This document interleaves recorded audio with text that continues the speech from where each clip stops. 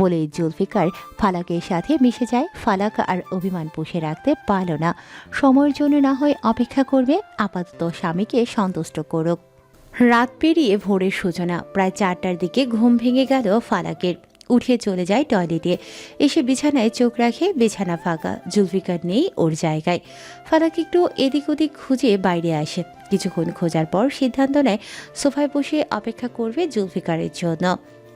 এদিকে ঘন্টা 1-1.5 পর নিজের কাজ শেষ করে পাইপ দিয়ে এসে ঘর ফাঁকা দেখে অবাক জুলফিকার।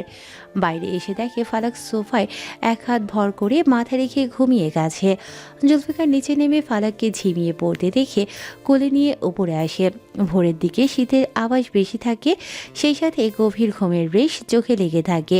ফালাকও ঠিক তেমন ঘুমে মশগুল হয়ে আছে। ফালাককে বিছানায় শুইয়ে দিয়ে জুলফিকার ব্যালকনিতে আসে। এখন আর ঘুমোবে না। সকালবেলা ঘুম থেকে উঠে ফালাক দেখল ও জুলফিকারের বুকে মাথা এলিয়ে আছে।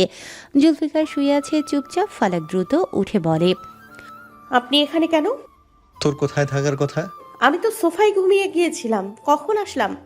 যখন গেছিলি তখন আসলি। ইয়ার কি করবেন না, আমি আপনাকে খুঁজতে গিয়েছিলাম। আপনি কোথায় ছিলেন? আমি ঘরেই ছিলাম, বের হয়ে দেখি তুই সোফায় ঘুমিয়ে, তাই নিয়ে এসেছি। আমি আপনাকে খুঁজে না পেয়ে নিচে গিয়েছিলাম। কেমন চোখ তোর? এত বড় ঘরে এত বড় স্বামীকে দেখতে পাস না? আপনি সত্যি ঘরে ছিলেন? না, মিথ্যা ছিলাম। ফালাক ভাবছে তার দ্বারা এতটাই ভুল হওয়া সম্ভব। তবুও বেশি কিছু না ভেবে উঠে গেল। ফজরের নামাজ পড়া হয়নি, কাজা পড়ে নেবে এখন, তাই অজু করে নামাজ পড়ে নিল। এরপর বিছানা ঝেড়ে ব্যালকনিতে চোখ রাখল। জুলফিকার ওখানে আছে, হাতে তার হারমোনিকা। ফালাক উঁচু গলায় বলে, আজকে বাজাবেন না হারমোনিকা? বাজাবো। তো অপেক্ষা কিসের? তোকে দেখলাম নামাজ পড়তে, তাই বাজাইনি। ও। জুলফিকার এবার হারমোনিকা ঠুটে নিল। এরপর বাজাতে থাকে নিজের মতো করে। ফারাক এই বাজনা শুনে ঘরের জিনিসপত্র গুছিয়ে রাখছে। কাল থেকে রোজা শুরু, তাই আজকে সেহরির জন্য বিকালে রান্নাবান্না করছে গিন্নিরা। সারাদিন রোজা রাখবে, তাই সবজি তরকারি খাওয়ার সিদ্ধান্ত নিয়েছে সবাই। তেল মশলা দিয়ে মাংস রান্না খাওয়ার আগ্রহ জুনায়েদ সওদাগর বা বাড়ির কেউই দেখায় না। রোজার সময়টায় সেহরিতে সবজি আর ঝোল ঝোল তরকারি দিয়ে ভাত খেয়ে একটু দুধ ভাত বেশি মজা করে খায় সবাই। রুবাইদা, চৈতালি, ফরিদা ও ফারহানা মিলে এক এক কাজে আছে। ফালাক হাত নাড়িয়ে রান্না করছে, পাশে টুকটাক সাহায্য করছে আর গল্প করছে সবাই মিলে। এই রান্নাঘরে এখন রান্নার কাজটা ফালাক বেশি করে, কারণ বর্তমান সময়ে সেই এই বাড়ির বড় বউ। সবার হিসাব অনুযায়ী এরপর জেহেরের বউ আসবে, তারপর তাহির। তাই যাদের আসার আগে ফালাককে এই বাড়ির হাল ধরে নিতে হবে। শীত চলে যাওয়ায় এখন গরম পড়েছে বেশ। জুলফিকার ও জুনায়েদ সওদাগর একসাথে বাইরে থেকে এসেছে। দুজনেই গরমে ঘেমে গেছেন। দুজনের বউ দুদিক থেকে এলো হাতে গ্লাস নিয়ে, লেবুর পানি একটু চিনি দিয়ে গোলানো। দুজন পুরুষ তাদের বউয়ের মুখের দিকে তাকালো। দুজনেই শাড়ি পরে মাথায় আঁচল দিয়ে রেখেছে, হাতে শরবতের গ্লাস। সেদিকেই তাকাতেই দুজনের হাতে বালা আর দুটো করে চিকন স্বর্ণের চুড়ি দেখা যায়। এগুলো তাদের স্বামীদের দেয়া উপহার। জুলফিকার এই দুদিন ধরে শোরুমে যাতায়াত করে, সেখান থেকেই ফালাকের জন্য চিকন দেখে দুজোড়া চুড়ি এনে দিয়েছে।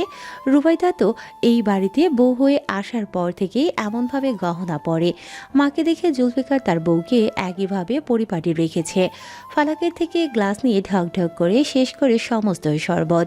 জুনায়েদ সওদাগর নিজেও শরবত পান করে বলেন, ঘণ্টাখানেক পরেই তো তারাবির নামাজ শুরু হবে, একটু বিশ্রাম নিয়ে আসি তাহলে, মেরুদণ্ডের হাড়ে ব্যথা করছে। আমি তেল নিয়ে আসবো কি? রুবাইদার কথা শুনে মৃদু হেসে ছেলে আর বৌমার মুখের দিকে চেয়ে বলেন, নিয়ে আসলে ভালোই হয়। বলেই তিনি চলে যান ভেতরে। রুবাইদা চলে গেল রান্নাঘরে। রান্না সব শেষ, ঢেকে রেখে এসেছে খাবারগুলো। রুবাইদা কুসুম গরম করে তেল আনতে গেলে জুলফিকার এসে ফালাককে বাজাকোলা করে নিয়ে নিল। ফালাক হকচকিয়ে হয়ে বলে, আপনার আবার কি হলো? ঘরে গেলেই দেখতে পাবি। ফালাক জুলফিকারের বুকে আলতো চাপড় মারে। জুলফিকার পাত্তা দিল না। সিঁড়ি দিয়ে উপরে উঠে ঘরে এসে দরজা পা দিয়ে লাগিয়ে দিল। ফালাকে বিছানায় শুইয়ে দেয়। ফালাক একটু উঠে বসে বলে, কাল থেকে শুরু হবে রোজা। জুলফিকার একটু ভেবে নড়ে চড়ে বসে রসিক সুরে বলে, তাহলে এখনই সেরে নেই বাসরটা। রোজার একটা মাস পবিত্র থাকতে হয়। ওই তো আগে স্বামী স্ত্রী মিলে অপবিত্র হয়ে নেই, তারপর পবিত্র হয়ে আসবো। একটা মাস পুরো পবিত্র জীবন কাটাবো, কোনো পাপ করব না, ওয়াদা করলাম। লুচ্চা বেটা। ইয়া হাবিবি, আয় বাসর সেরে নি। ফালাককে আর কিছু বলার সুযোগ দিল না। এই যে 1 মাস ফালাক ছুটি পাবে, তার জন্য আজকেই যত অত্যাচার সহ্য করে নেবে ফালাক। স্কুলে যেমন ছুটির আগে একগাদা পড়াশোনা করতে হয়, ফালাকেরও যেন রোজার মধ্যে ছুটি পাবে বলে এখনই জুলফিকারের থেকে বাসরের অত্যাচার সহ্য করে নিতে হলো। গোসল করে ঘরে এসে আয়নার সামনে দাঁড়িয়ে গায়ে আদর মাখল জুলফিকার, চোখে সুরমা দিল টানা করে। ফালাক ভ্রুকুটি করে চেয়ে আছে। জুলফিকার প্রস্তুত হয়ে জায়নামাজ হাতে নিয়ে বলে, এভাবে দেখছিস কেন? রমজান মাস শুরু, আপনি আর আমি এক ঘরে থাকবো না। নাটক কম কর, রমজান মাসে সংযত হয়েই চলবো। আপনি তাও আবার সংযত? আকাশ থেকে টপকে পড়বি না, স্বামী স্ত্রীর মাঝে এগুলো স্বাভাবিক। গুরুজনদের আদেশ একটু মান্য করুন। ওরা রোজার সময় যেগুলো শিখিয়েছে ওগুলো মেনে চলুন। গুরুজনদের ইঙ্গিত বুঝেছি বলেই তো আগে তোর সাথে সময় কাটিয়ে এরপর গোসল সেরে নিলাম। এখন যাব মসজিদে। আসছে আমার আলেমের ঘরের আলেম। হুট, বেশি কথা না বলে গোসলটা সেরে আয়। সঠিকভাবে তারাবি পড়বি।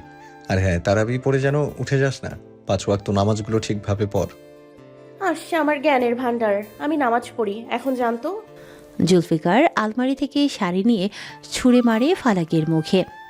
বেয়াদব মেয়ে কোথাকার, স্বামীর সাথে রাগ দেখায়, ভদ্রতা সভ্যতা জানে না। আল্লাহ যেন তোকে সুবুদ্ধি দেয়। চল ফট, স্বামী হতে আসছে আরেকজন। তুই ফট, স্বামীর সাথে তর্ক করে মূর্খ স্ত্রী। বলেই জায়নামাজ হাতে করে নিয়ে চলে যায়। ফালাক ভেঙচি কেটে গোসলে যায়। গোসল শেষ করতেই কানে আসে আজানের ধ্বনি।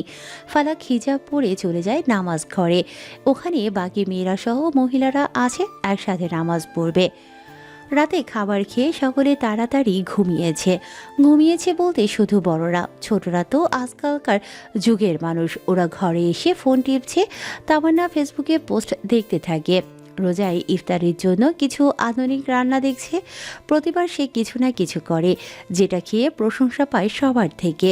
তখন অবশ্য এই বাড়ির একমাত্র মেয়ে তামান্না ছিল। এখন চিত্রা এসে 2 মেয়ে হয়ে গেল এই পরিবারের। হিসেবের খাতায় তো তামান্না এ বংশের না, তবুও ভাগ্যের কারণে, নিজের বাবার কারণে সম্ভব হয়েছে। মাঝে মাঝে তামান্নার বিবেকে কেমন লাগে, মামার বাড়িতে বড় হচ্ছে তাই। কিন্তু মামা বা তাদের সন্তানেরা কখনো কোনো খোঁচা দিয়ে কথা বলেনি আজ অবধি। বিশেষ করে জুলফিকার তামান্নার সুরক্ষার কথা ভেবেছে বেশি। যেহেতু আগে প্রতিদিন বাইরে থেকে খাবার, সাজগোজের জিনিস এনেই দিত, এখনও দেয়। তবে গভীরে ভাবলে দেখা যায় জুলফিকারের যত্ন ও শাসন তামান্নার জন্য বেশি প্রয়োজন। নিজেদের পরিবারের একত্রে ছবি দেখে ভাবছে তামান্না আর বলে, ভাগ্য করে এমন পরিবার, এমন মামা মামি আর ভাইদের পেয়েছি আমি। সবাই আমাকে কত ভালোবাসে। এর মাঝেই তামান্নার মেসেঞ্জারে শব্দ আসে। ফোনে চোখ রাখতেই দেখে নিশাত খান আইডি থেকে মেসেজ এসেছে। ঘুমিয়েছেন? না, আপনি? ঘুমালে তো আমার নামের পাশে সবুজ বাতি জ্বলতো না। তাহলে আমাকে জিজ্ঞেস করলেন কেন? আমার নামের পাশেও তো সবুজ বাতি জ্বলছে। কথা খুঁজে পাইনি তাই। আপনি কোনোদিন কথা খুঁজেও পাবেন না। ঘুমান এখন। রাগ করলেন? হ্যাঁ, করেছি রাগ। মিস রকচটা। বেটা উজবুক, রাত বিরাতে রাগিয়ে বলে মিস রকচটা। নিশাদ মৃদু হাসল, তামান্নার মেসেজে হা হা দিল। তামান্না কোনো কথা না বলে সোজা ওয়াইফাইয়ের ওপর টাচ করে কানেকশন বন্ধ করে দেয়। বড় এক হামি তুলে চোখ বন্ধ করে নিল। এখন চোখ বন্ধ করলেও তামান্নার ঠোঁটে এক মিষ্টি হাসি ঝলছে। হয়তো সে এই মেসেজটুকুর অপেক্ষায় ছিল। সে হয়তো চায় নিশাদ তার সাথে নির্লজ্জের মতো ঘুরুক। মসজিদে এখন সেহরির জন্য আহ্বান জানানো হচ্ছে। সকল মুসল্লিদের ঘুমের জন্য উঠতে বলা হচ্ছে। সেই সাথে সতর্ক দিল কয়েকটা পর্যন্ত সেহরি করা যাবে। প্রত্যেকটা ঘরের ঘড়ি অথবা ফোন অ্যালার্মের শব্দ দিতে ব্যস্ত। সঠিক সময়ে সবাই লাফ দিয়ে তাড়াতাড়ি উঠে যায়। ফালাক উঠে দেখে জুলফিকার অজু করে বের হচ্ছে। ফালাক ভ্রুকুটি করে বলে, আপনি ঘুমান না নাকি? ঘুমাই তো, আবার সময় মতো উঠে পড়ি। কি এমন সময় মতো ওঠেন বুঝি না। তাহাজ্জুদ পড়তে পারিস না? আপনি পড়ছিলেন? জুলফিকার উত্তর না দিয়ে বলে, তাড়াতাড়ি তৈরি হয়ে আয়, সেহেরির সময় পার হয়ে যাবে। না হলে বাড়ির বড় বউ তাড়াহুড়ো করে বের হবে তা না, ঘরে বসে স্বামীর সাথে আলাপ জুড়ায়। ফালাক রাগ দেখিয়ে বলে, একদম কুচুটে মহিলাদের মতো কথা বলবেন না, আপনি পুরুষ মানুষ। চুপ থাক, ভুল করবি আর দোষ ধরলেই কুঁচুটায় মহিলা হয়ে যায়। ধুর। হুর হুট। ফাট। ফালাকার কথা না বাড়িয়ে চলে যায় অজু করতে। এই লোকের সাথে তর্ক করে জিতবে না। এই লোক প্রত্যেক কথার উত্তর দেবে, না হলে জড়িয়ে পড়ে ধরে পীড়িত শুরু করে দেবে। পুরুষ মানুষ বউকে হারিয়ে দেবার একটা না একটা উপায় যেন পেয়েই যায়। সেহরির জন্য সবাই এখন খাবার টেবিলে উপস্থিত। সবাই এসে টেবিলে বসেছে। জেহের লাঠি ভর দিয়ে এসে জুলফিকারের পাশের চেয়ারে বসে। জুলফিকার ও জুনায়েদ সওদাগর সামনাসামনি চেয়ারে বসে। তাদের এক পাশে তাদের ভাইয়েরা বসে, আরেক পাশে বউ। জুলফিকারের হয়েছে ঠিক সেরকমও কথা। এক পাশে জেহের, আরেক পাশে ফালাক। রোহিণী বসেই ছিল। এক পলক চেয়ে দেখলো সবাইকে, একটু বেশি পরক করলো জেহিরকে। তারপর প্লেটের দিকে চোখ রাখে লিমন মৃদু হেসে বলে, রোজার মাসে শয়তান বাধা থাকে শুনেছি, কিন্তু আমি কিছু শয়তান এখনো দেখছি। জুনায়েদ সওদাগর কিছু বুঝলেন না, সেই সাথে অনেকেই। বুঝিনি তোমার কথা। পুরো রমজান মাস জুড়ে নাকি শয়তান বাধা থাকে। এই সময় তো কবরের আযাব থেকেও মুক্তি পায় সবাই, অথচ আমি কোনো না কোনোভাবে এই সময়টাতেও আসামি দেখতে পাই। পুলিশের নজরে তো আসামি হলো আসল শয়তান। জেহির বসা অবস্থায় রক্তিম চোখে তাকালো। লিমন চোখ টিপ দিয়ে খাবারে মন দিতে থাকে। বড়রা ভেবে নিল বাইরের আসামিদের কথা বলা হচ্ছে, তাই জুনায়েদ সওদাগর বলেন, আমরা পৃথিবীতে আল্লাহর বান্দা হয়ে পরীক্ষা দিতে আসলেও অনেকেই কিন্তু এই পরীক্ষা সঠিকভাবে দিতে পারি না। পরীক্ষার ফল হলো দুইটা, একটা জান্নাত আর একটা জাহান্নাম। এখন দেখার বিষয় এই পরীক্ষা দিয়ে কে কোনটা পায়। লিমন হঠাৎ করে দেখলো ফরিদা টেবিলের নিচ থেকে কি যেন করছে। কিছুক্ষণ ভালো করে তাকাতেই দেখতে পায় টেবিলের নিচে টিফিন বাটি নিয়ে তাতে করে কিছু রাখছে। লিমন বুঝে গেল ফরিদা কি করতে চায়। পুলিশের চোখ কি আর ফাঁকি দেওয়া সহজ? লিমন মৃদু হেসে বলে, ছোটবেলায় বোনের একটা চুড়ি আমি ধরে ফেলতাম। চিত্রা খাওয়া বাদ দিয়ে হা করে তাকালো লিমনের দিকে। লিমন মৃদু হেসে আবারও বলে, তাও রমজান মাসে। চিত্রা সবার দিকে তাকিয়ে বলে, এই না ভাইয়া, একদম বলবে না। লিটন সওদাগর আর চৈতালি মিটিমিটি হাসে। ছেলে মেয়েদের এসব ব্যাপারে তারা ভালো করেই অবগত। তাহের যেন খুব আগ্রহ দেখালো মনে মনে। অপেক্ষা করতে হলো না শখে নারীর ছোটবেলার চুরি বিষয়ে জানার। রোহিণী, তামান্না ও বাকিরা উৎসাহ নিয়ে বলে, কি চুরি করেছে চিত্রা? ভাইয়া বলবা না কিন্তু। চিত্রার বারণ শুনল না লিমন, বলেই দেয়, মা ইফতারি বানিয়ে প্লেট সাজিয়ে আমাদের দুই ভাই বোনের হাতে এক এক বাড়িতে পাঠাবো। আমি কয়েক বাড়ি দিয়ে এসে দেখতাম বোন আমার এক নজরে বাড়ির জন্য দেওয়া বেগুনি খেয়ে নেয়, তো আরেকজনের বাড়ির জন্য দেওয়া আলুর চপ ঢাকনিগুলো খুলে টুক করে মুখে পুড়ে আশেপাশে তাকিয়ে আবার চলে যায় প্রতিবেশীদের বাড়িতে। সবাই শুনে হেসে দেয়। সেই সাথে লজ্জা পায় চিত্রা। তাহের খাবার মুখে নিয়ে দেখছে লাজুক মুখে চিত্রাকে। এই মেয়ে নাকি আবার তার সাথে রেগে রেগেও কথা বলে। জুলফিকার মুখের খাবার শেষ করে বলে, আমাদের তামান্না তো আরেকজন, সে তো উজু করতে গিয়ে গলা ভিজিয়ে আসতো, এসে জিব্বা কামড়ে বলতো ফুলে পানি গিলেছি। তামান্না লাজুক হেসে খাবারের প্লেটে তাকিয়ে থাকে। সেই ছোটবেলার লজ্জার কথা এখন শুনিয়ে দিচ্ছে সবাই। জুবাইর সওদাগর বলেন, এরকমটা আমরাও ছিলাম। আব্বিজান আমার আর জাহানারার কান মোলে ঘরে নিয়ে আসতো। আপনার থেকে মনে হয় আপনার বউ এখন সেই ছোঁয়াচে রোগে থুরি স্বভাব পেয়েছে। চিত্রা ভ্রুকুসকে লিমনের দিকে তাকালো। বিড়বিড় করে বলায় পাশে থাকা একা চিত্রা এটা শুনে নেয়। লিমনের চোখ বরাবর তাকিয়ে একটু নিচু হয়। দেখতে পায় টেবিলের নিচে ফরিদার হাঁটুতে একটি টিফিন বাটি। চিত্রা উঠে বসে মিটিমিটি হাসি লিমনের কাছে বলে, ছোটবেলায় অবুঝ ছিলাম, ভুল করতাম। এখন তো সংশোধন করেছি। উনি তো বুড়ো হয়ে যাচ্ছেন, ইনি কেন এগুলো করে? রমজান মাসে শয়তান বাধা থাকলেও কিছু শয়তানরূপী মানুষ ঠিকই আমাদের আড়ালে বাস করে, তাই কিছু বলবো কি? বলাটা মানাবে না, বরং এখানে কথার মারপ্যাচ তৈরি হবে।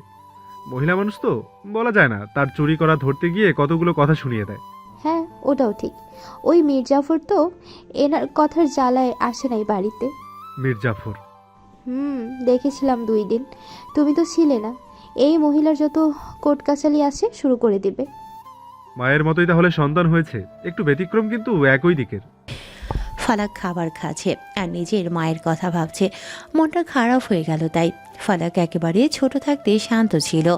মাকে হারানোর আগ দিয়েই তো অনাথ আশ্রমে থাকে। একটু বড় হবার পর আশ্রমের মানুষদের সাথে হাসি খুশি জীবন কাটায়। প্রথম দিকে মনমরা থাকলেও ধীরে ধীরে ঠিক হয়ে যায়। কিন্তু হঠাৎ হঠাৎ মায়ের কথা মনে পড়ে, মাকে দেখার ইচ্ছা জাগে। এখনও কষ্ট হচ্ছে ফালাকের, খাবার গিলতে কষ্ট হচ্ছে যেন। জুলফিকার আর চোখে দেখল ফালাককে। মেয়েটার মুখের দিকে এক পলক চেয়ে দীর্ঘশ্বাস ছাড়ল শুধু। কিছু কষ্ট আছে, মোচন করা সম্ভব নয়। জুলফিকার পারবে না ফালাকের এই কষ্ট দূর করতে, কিন্তু একটু স্বস্তির হাত বাড়িয়ে দিতে ঠিক পারবে। ফালাকের হাঁটুর উপর ডান হাত রেখে জুলফিকার ফালাকের মুখের দিকে তাকালো। ফালাক চোখ তুলে তাকালো জুলফিকারের দিকে।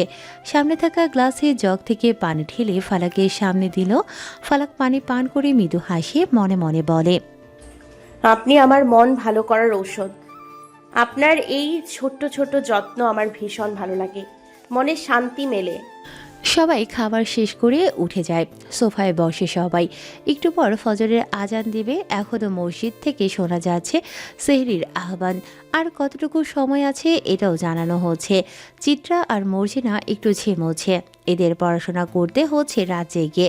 মর্জিনার পরীক্ষা এই ঈদের পরেই। চিত্রা পড়াশোনার পাশাপাশি একটু বিসিএস এর পড়াশোনা করে। এটা অগ্রিম প্রস্তুতি নিয়ে রাখা, তাই দুজনে বেশ ভালোই রাত জেগেছে। ফজরের আজান শেষ হতেই সবাই উঠে দাঁড়ায়। পুরুষ মানুষ চলে যায় মসজিদে আর মহিলারা নামাজ ঘরে এসেছে। নামাজ শেষ করে চিত্রা ওখানেই শুয়ে পড়ে। তোমরা ঘরে গিয়ে ঘুমাও, আমি এখানে ঘুমালাম। ওরা শক্তি নেই এখন, ঘুমে চোখ গেল আমার। চৈতালি আর কিছু বলল না। নামাজ ঘরে ঘুমোতে চাইলে ঘুমাক, বাধা দেওয়ার দরকার নেই। মর্জিনাও বলে, আমিও আছি এখানে, ঘরে যাইতে ইচ্ছা করে না। সবাই যে যার মতো ঘরে চলে গেল। ওদেরকে রেখে দরজাটা টেনে দিয়ে গেল। ওরা যাওয়ার পরপরই হালকা ফাঁকা হয়ে গেল দরজা, যেখান থেকে দেখা যাচ্ছে ঘুমিয়ে থাকা চিত্রাকে। তাহের মসজিদ থেকে এসে নিজের ঘরে যেতেই চোখ যায় দরজার ফাঁকা দিয়ে। একটু উকি দিয়ে দেখছে চিত্রার মুখ। মুখ ছাড়া কিছুই দেখা যাচ্ছে না। বড় একটা হিজাব দিয়ে মুখ ও শরীর ঢাকা আছে যে। তাহের মৃদু হেসে চলে গেল নিজের ঘরে। মনে মনে ভাবছে সে কতটা পরিবর্তন হয়েছে। আগে মেয়েবাজ থাকলেও এখন তাহির এসব একদমই পছন্দ করে না, বরং ওর মন সারাক্ষণ বাড়িতেই পড়ে থাকে। কখন একটু চিত্রাকে দেখবে এটাই ভাবে। চিত্রার নজরে নিজেকে ভালো রাখার আপ্রাণ চেষ্টা চালাচ্ছে তাহির, কিন্তু এগুলো চিত্রা দেখছেই না। তবুও হার মানবে না। চিত্রার মন সে জয় করেই নেবে। এক সপ্তাহ হয়ে গেল রোজার। এই এক সপ্তাহ ধরে মাঝে মাঝেই ফালাক একটু রাগ রাগ ভাব প্রকাশ করে। একটুতেই ওর হাত পা কামড়ে ওঠে। রাতে ঘুম হতে চায় না। লক্ষণ শুনে জুলফিকারের ধারণা আবারও কালো জাদু করা হয়েছে, কিন্তু তেমন অতিরিক্ত কিছুই ফালাক করে না। জুলফিকার ও বাড়ির পুরুষরা সবাই এখন বাইরে। সকালবেলা চলে যায় আর আসে ইফতারের 10 মিনিট আগ দিয়ে। ফালাক নিজের ঘরে আছে বলে রোহিণী আসে দেখা করতে। ফালাকের ঘরে আসতেই রোহিণী দেখলো ফালাক বমি করছে। বমি করতে করতে মেঝেতে ঝুঁকে গেছে। রোহিণী দৌড়ে এসে ধরে ফালাককে, চিল্লিয়ে ডাক দিল, খালামণি, মর্জিনা কোথায়? তোমরা, ফালাক বমি করছে খুব, একটু আসো এখানে। অনেকক্ষণ ডাকার পর ওরাও চলে আসে। রুবাইদা দুশ্চিন্তায় পড়ে যায়। মর্জিনা এক মুখ পানি এনে ফালাকের মাথায় ঢেলে দেয় আস্তে করে। ফালাক এবার একটু মাথা উঁচিয়ে বসে।